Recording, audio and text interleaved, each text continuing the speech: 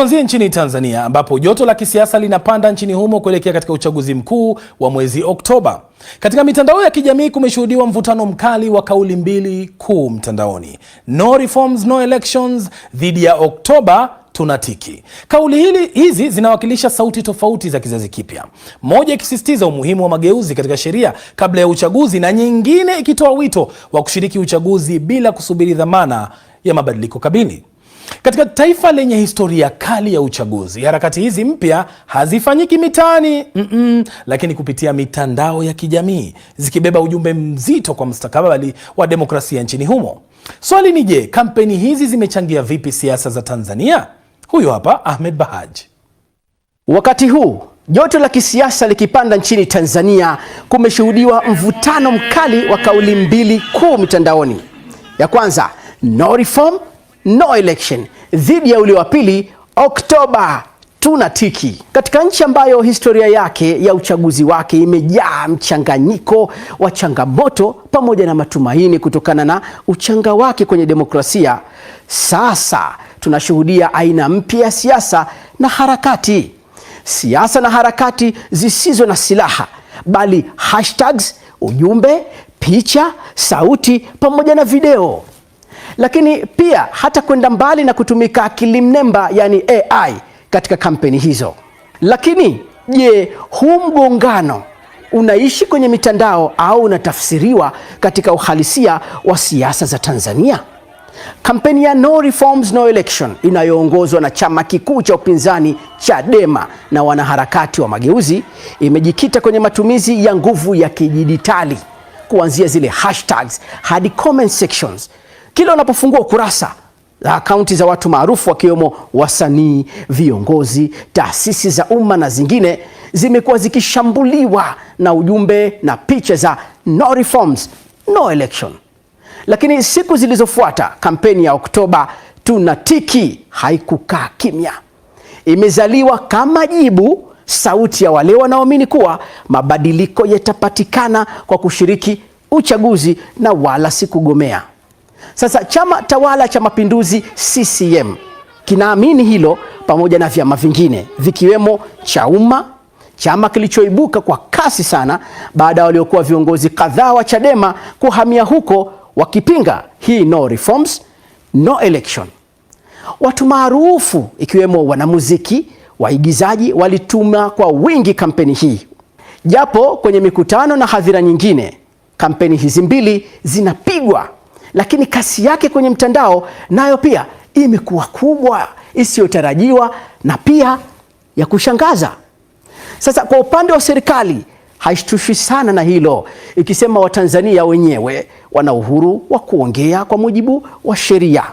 Msemaji wa serikali ya Tanzania Gerson Msigwa akizungumza na Mwananchi Communications alisema kinachoendelea kwenye mitandao ni upuzi. Huwezi kuendesha kampeni ya kuzuia uchaguzi wakati nchi imejiwekea kalenda yake. Lakini kampeni hizi zina nguvu kiasi gani? Na swali lingine ni je, mgongano huu unaishia kwenye mitandao ya kijamii tu au unatafsiriwa katika uhalisia wa siasa za Tanzania? Muda mfupi uliopita nimemuuliza swali hilo Mohamed Isa, mchambuzi wa siasa akiwa Dar es Salaam. Zinaashiria kuwepo na mgawanyiko mkubwa katika safu ya wanasiasa inapokuwa kile ambacho kingepaswa kuwa kinyang'anyiro, kuna wanaosema sisi tunakisusia na wengine wanasema sisi tunaendelea nacho.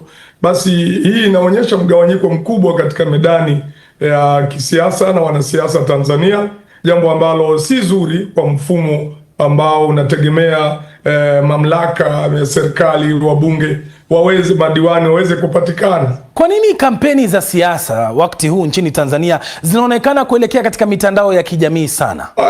Nadhani wamejifunza kwa kilichotokea Kenya jirani hapa, kwamba kumbe mitandao ya kijamii ina uwezo wa kubadili hata mwelekeo wa nchi katika matukio muhimu kwa taifa. Kwa hivyo unaona kwamba sehemu kubwa ya wapiga kura milioni 22 na kama 600 na kidogo ni vijana, na vijana wengi wapo katika mitandao ya kijamii. Kwa hiyo ukiwafikia vijana, maana yake umewafikia wapiga kura ambao watakuwa ni wengi. Kwa hivyo nadhani ni ile kuelewa nguvu ya mitandao ya kijamii, si tu nchi za jirani bali popote pale duniani. Ziko nchi zimedondoshwa kwa kupitia mitandao ya kijamii. Ukichukulia kilichoitwa Arab Spring kilisababishwa na mitandao ya kijamii. Mohamed Issa, je, kampeni hii ndio hali halisia nje ya mitandao ya kijamii au inabakia tu ndani ya mitandao? Idadi wa Tanzania ambao wanafikiwa kwa mitandao ya kijamii ni kama 8.63 hivi kwa mujibu wa takwimu zilizopo. Sasa Watanzania wote hao asilimia hizo, lakini wapiga kura milioni 22 na laki 6 na kitu, wengi wao wala hawajui mitandao ya kijamii. Kwa hivyo kama mtu atategemea kilichopo tu kwenye mitandao ya kijamii au matokeo yaliyoko kwenye mitandao ya kijamii, mwisho ni kuja kujikuta anashindwa na kuona tu kwamba labda nilionewa au hivi na vile, lakini kusema kweli sio uhalisia. Kuna watu huko kazi yao ni kutafuta mlo wao wa leo umepatikanaje, wala hata hiyo pesa ya kuingia kwenye mitandao ya kijamii hawana. Kwa hivyo huwezi ukategemea kinachotokea kwenye mitandao ya kijamii ndicho hicho ambacho kipo katika jamii kwa ujumla. Kampeni maana yake pesa. Ndio maana utaona katika upande huo Chama cha Mapinduzi kinazidi vyama vingine kutokana na kwamba kinazo nguvu za kifedha kuliko vyama vingine. Ni jambo ambalo watu hawaliangalii pia kwa upande wa hali ya kisiasa ya nchi zetu za Kiafrika. Vyama vilivyoko madarakani vinakuwa na nguvu kubwa ya kiuchumi. Kwa hivyo vinaweza vikafika katika jamii kila kona ya nchi, hata kule ambako vyama vingine haviwezi kufika, na hicho ndicho kinachoweza kuchangia katika ushindi wa chama chochote kile, kuwafikia wapiga kura. Tunaweza kutarajia nini katika siku za hivi karibuni, kwa sababu miezi kadhaa imesalia kabla Oktoba ambao ndio mwezi wa maamuzi yenyewe katika uchaguzi mkuu? Kikubwa kusema kweli kinachosubiriwa ni upande wa upinzani. Wagombea urais watakuwa kina nani? Kwa upande wa wagombea ubunge hili huwa halina shemere kubwa sana. La shemere kubwa ni wagombea urais. Mpaka sasa hivi hapajatokea mtu alijitokeza wazi kwamba mimi ni mgombea urais kutoka vyama vya upinzani. Tunaona katika chama tawala wagombea wanajulikana. Kwa hiyo yani vuguvugu litakuwa kubwa zaidi kutokamana na nani atakuwa mgombea upinzani, mgombea wa urais wa chama cha upinzani, na ni chama gani katika vyama vya upinzani ambavyo vipo sasa hivi. Kuna vyama vitatu vinaonekana kuwa na nguvu. Kuna chama cha Chadema, kuna chama cha Chauma, ACT Wazalendo pia. Hivi ndio vitatu ambavyo vimejitokeza kama kinara. Kwa hiyo atakayejitokeza kutoka kwenye vyama hivi na akaonekana anao ushawishi mkubwa wa kisiasa, kusema kweli mwaka huu kuna dalili kubwa ya kuwa na uchaguzi wenye upinzani mkubwa sana, haijawahi kutokea huko nyuma. Tunahitaji tubadilishe nchi hii. Tumefikia sehemu ambayo leo hata viwanja vya kufanya mikutano imekuwa kesi katika nchi hii. Leo hata viwanja vya kufanya mikutano imekuwa kesi katika nchi hii.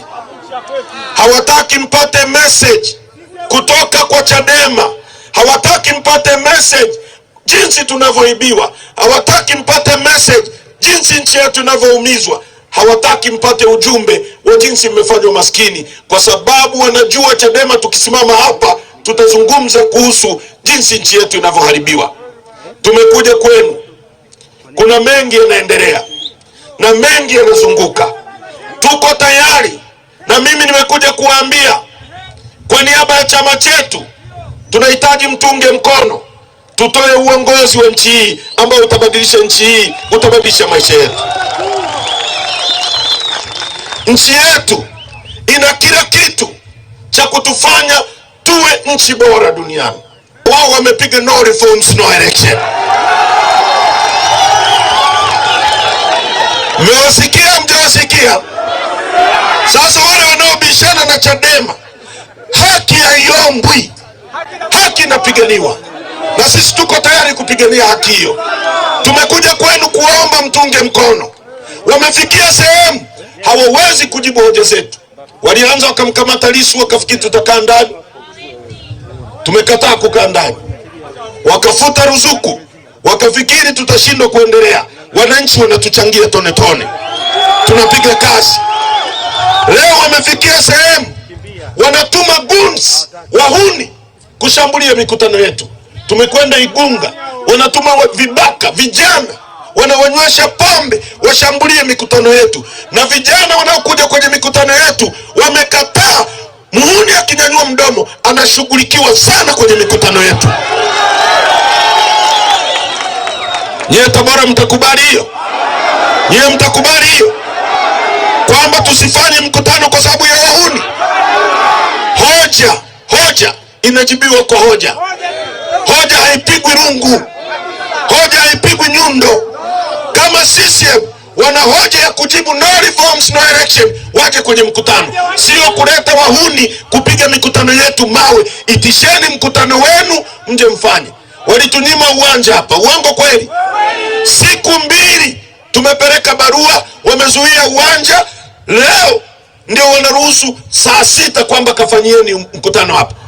Masaa 4 baadaye, nyomi namna hii mmejaa hapa. Tungetangaza huu mkutano jana, kungekuwa na pa kuweka mguu. Wao wakiitisha mkutano kama huu, watu wanatoka Uyui, watu wanatoka Nzega, watu wanatoka si wapi, kidogo wanapata kanyomi kidogo. Sasa huu imepigwa firimbi kwamba Chadema iko hapa, watu nyomi, hakuna pa kuweka mguu. Tabora, jipongezeni sana kwa jinsi mlivyofanya. Tumekuja kwenu ndugu zangu kuwaomba tubadilisheni nchi hii.